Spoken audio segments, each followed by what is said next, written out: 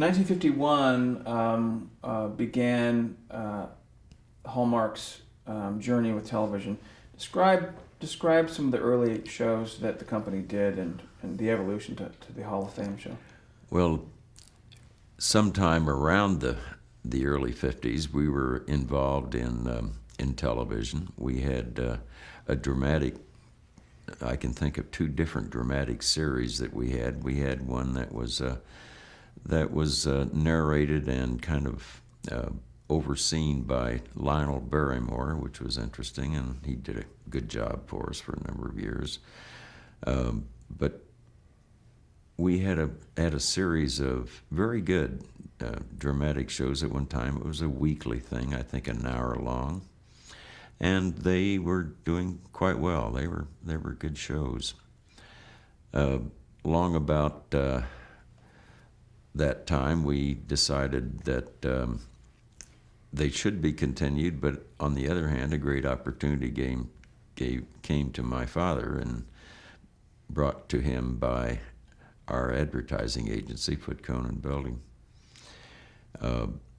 That had been offered by NBC. It was to produce an opera, a live opera on television, an original by Menotti, and they asked Dad if he'd like to do it. It was to be produced in December, and they selected Christmas Eve.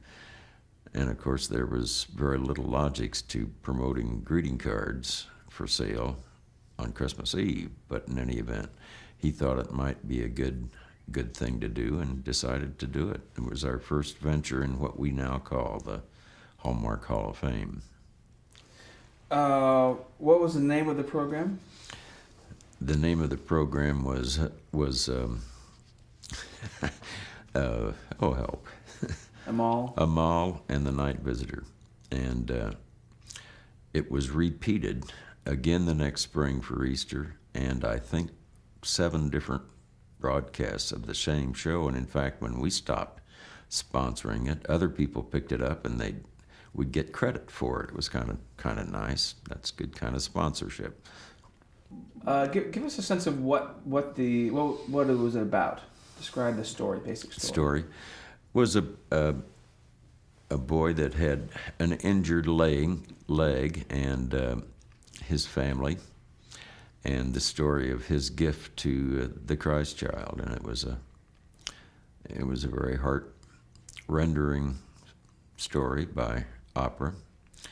And although I think opera was certainly not a great public popularity winner, the story itself was done very well and very warm, and we had very excellent reaction to it.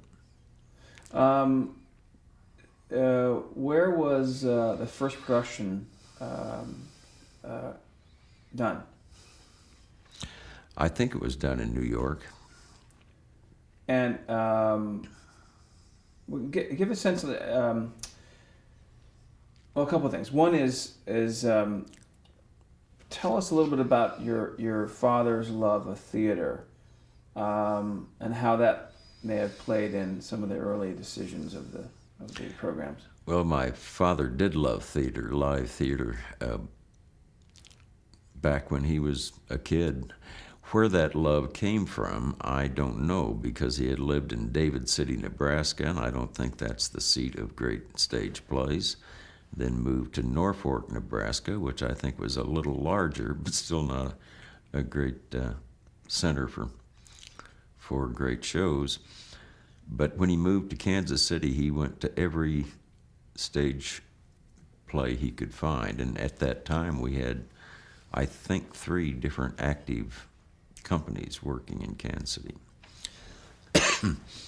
And I've heard that he went in 1910, that first year, even without much money in his pocket, he went to New York to see a stage play specifically. And it always intrigued him. Good drama always intrigued him, and especially stage shows. Where were you when the first presentation happened?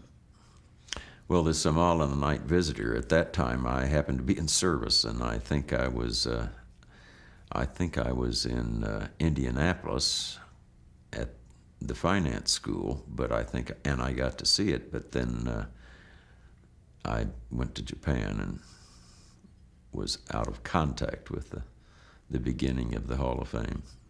But it must have been a proud moment to see the company's name up there as a sponsor. Well, it was, although we had been up there and sponsoring the other television shows, and I was pretty proud of those too.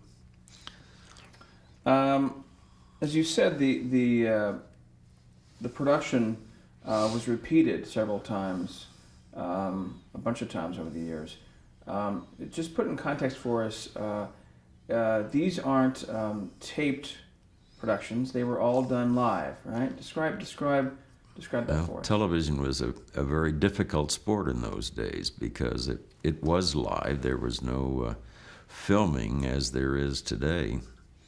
And they went on as you saw them, which meant a very difficult job for a producer and director and the actors. They had to get it right then. There was no retake, and you couldn't control what might happen on the set. We had, in those early productions, we had stage boys walking across the back of the stage. We had people dropping things, and yet things had to go right on.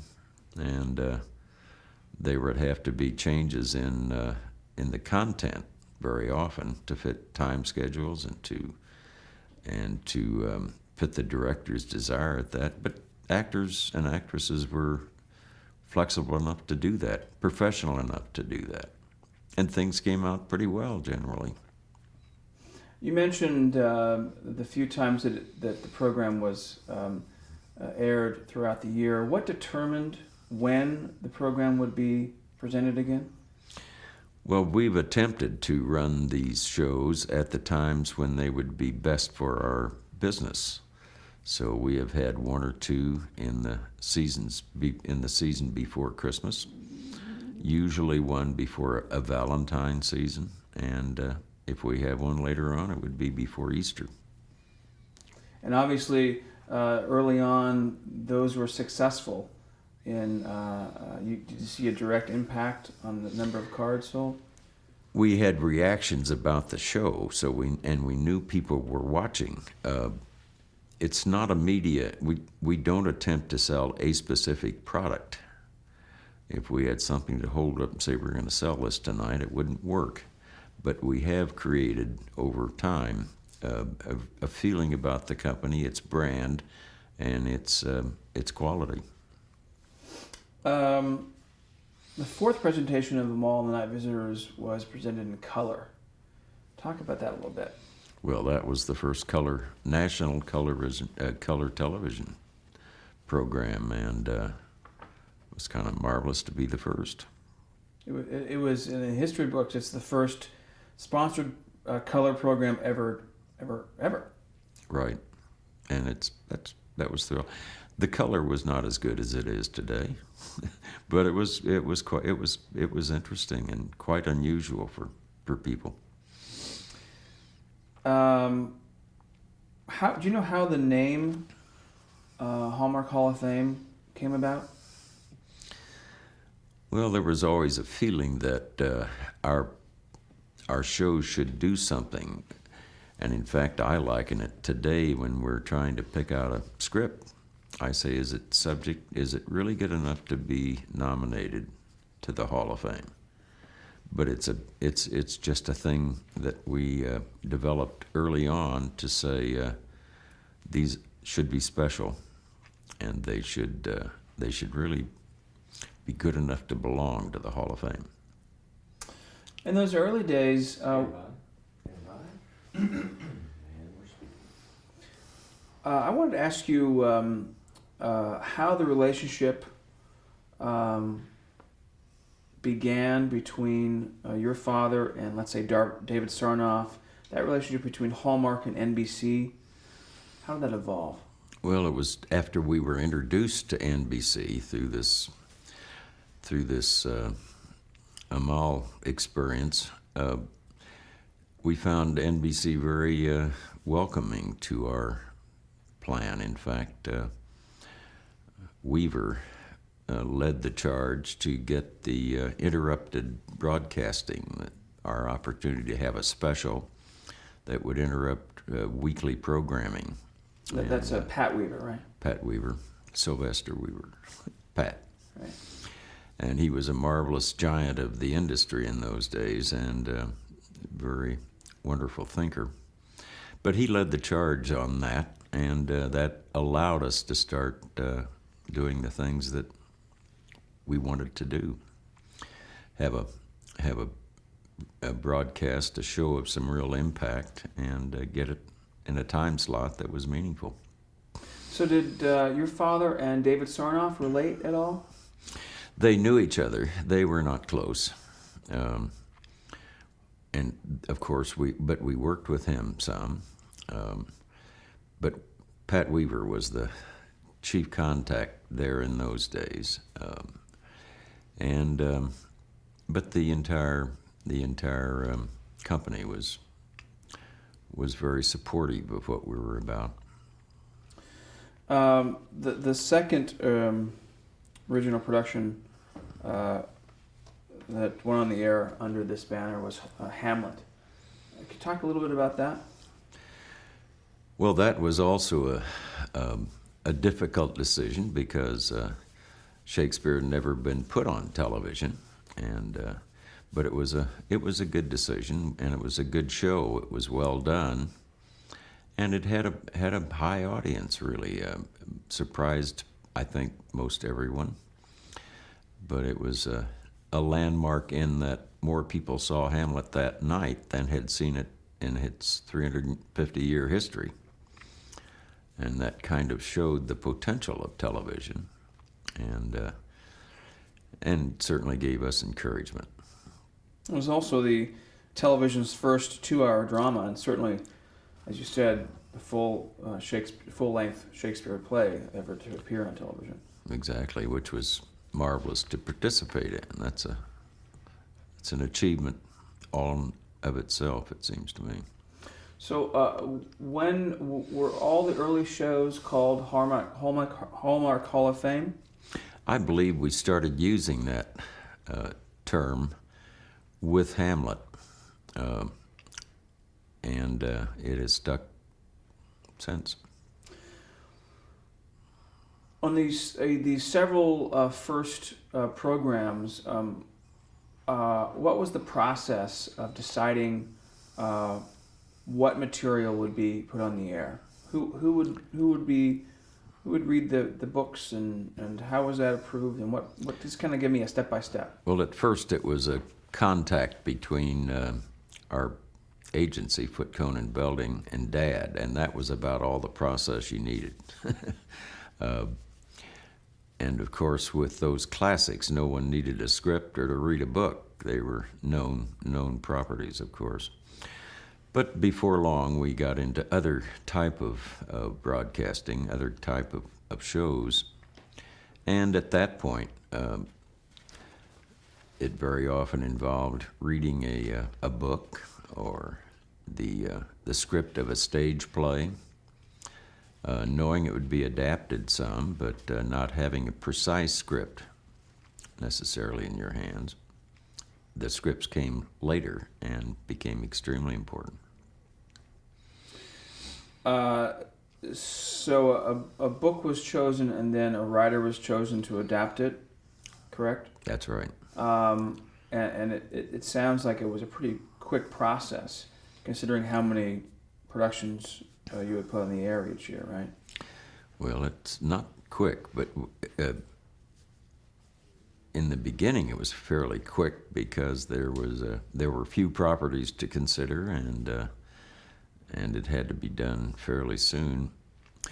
It has evolved into a process where there are many being considered, and at various stages of consideration, up until there's a script that everybody likes, and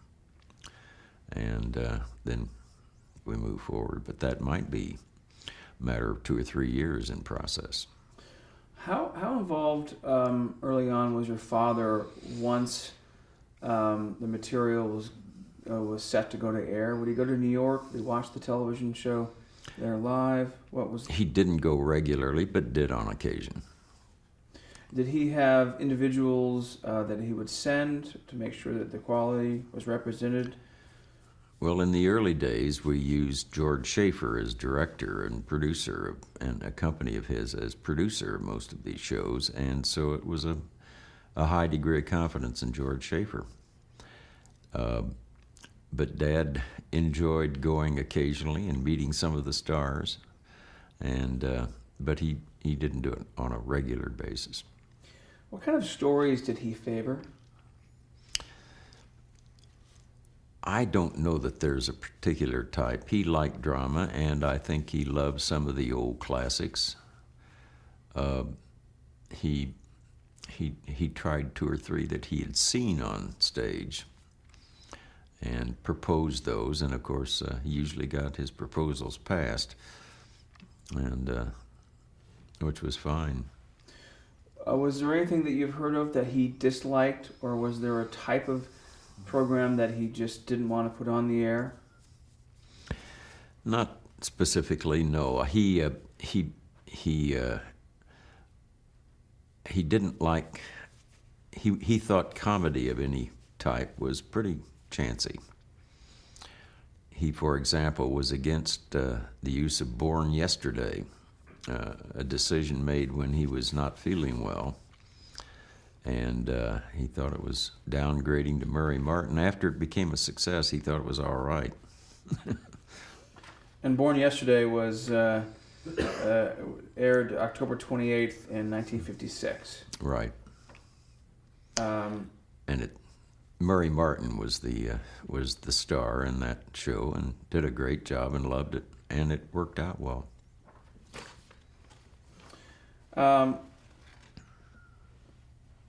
When did you begin your involvement in the Hallmark Hall of Fame?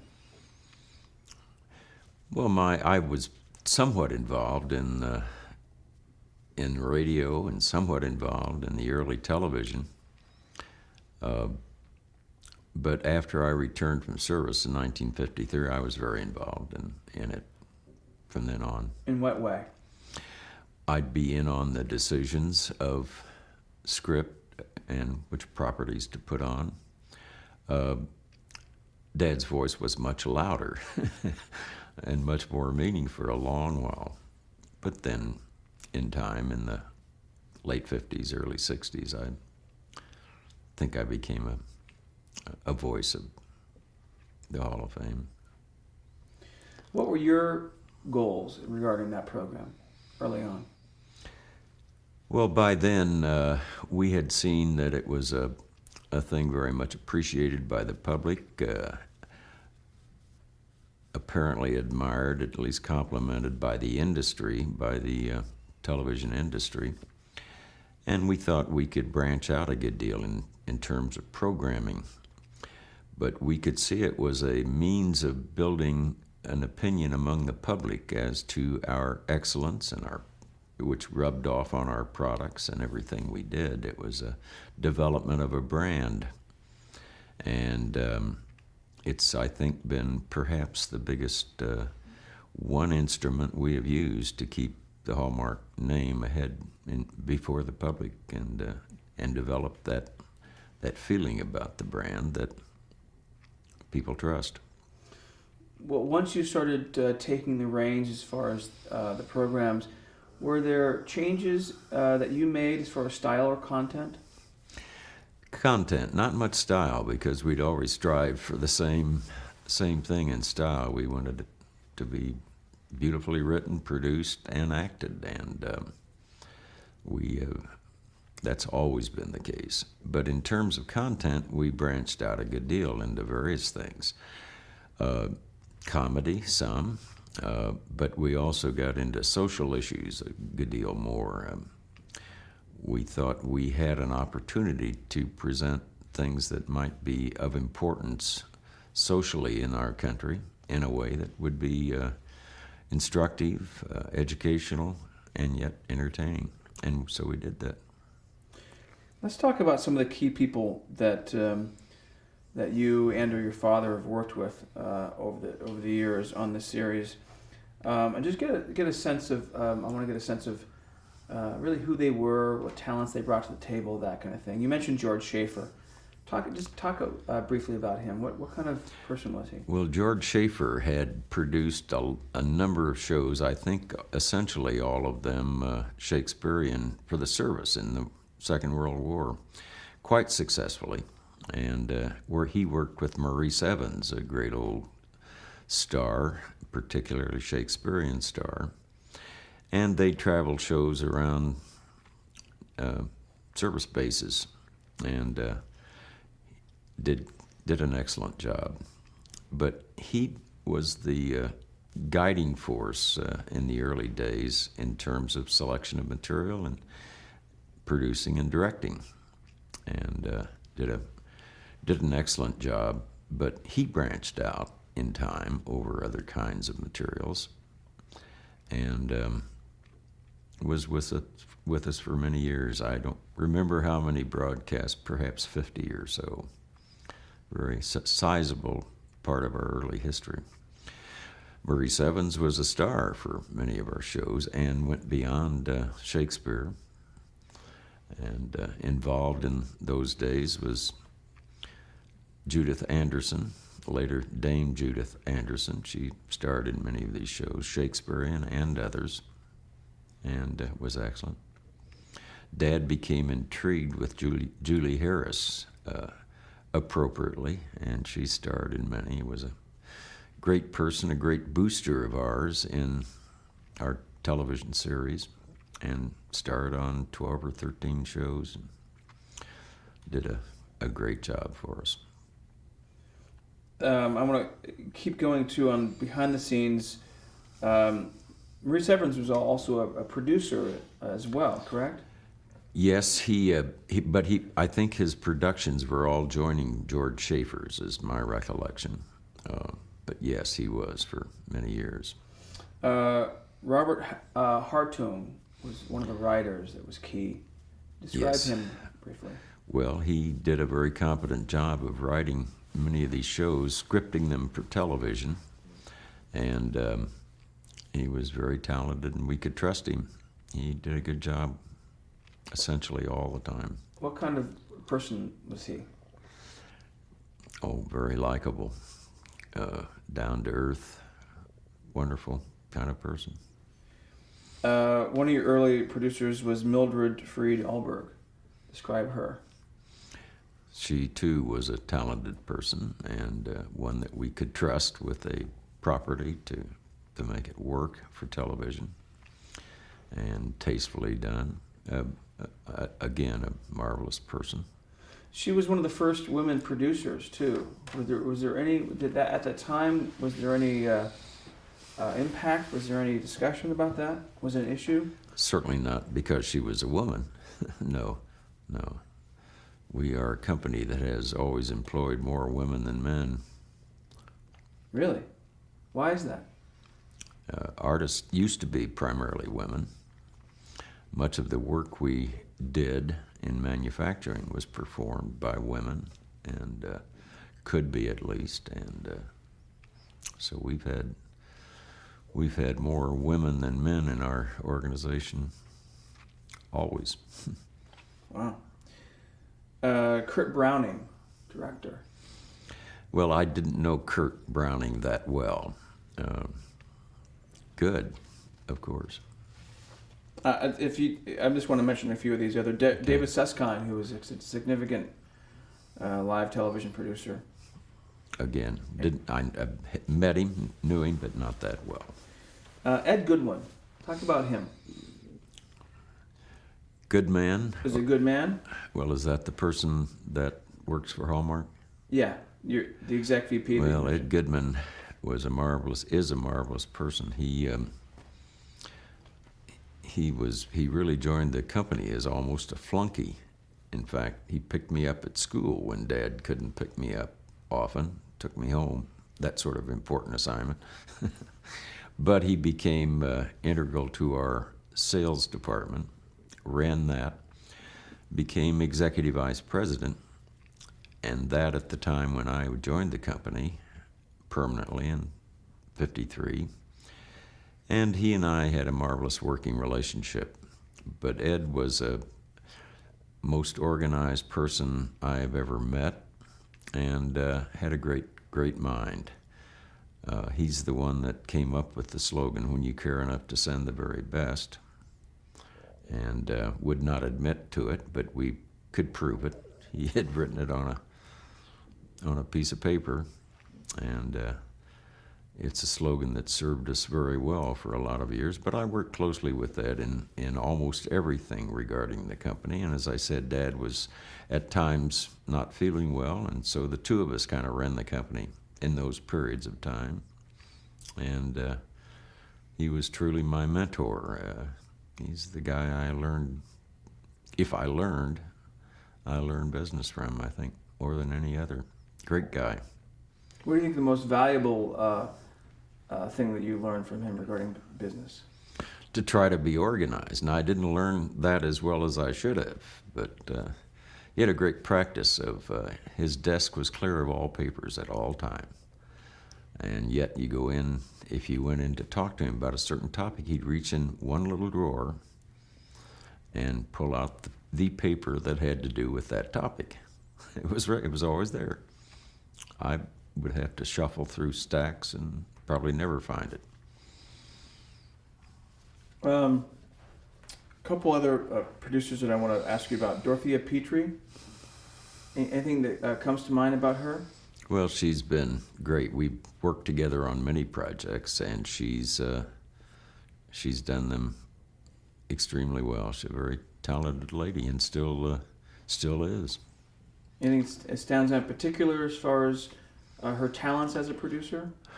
Oh, I'm not probably technical enough to say much about that, but she has done some beautiful work, and she has always been a supporter of our Hallmark Hall of Fame, strong supporter. How is the series promoted?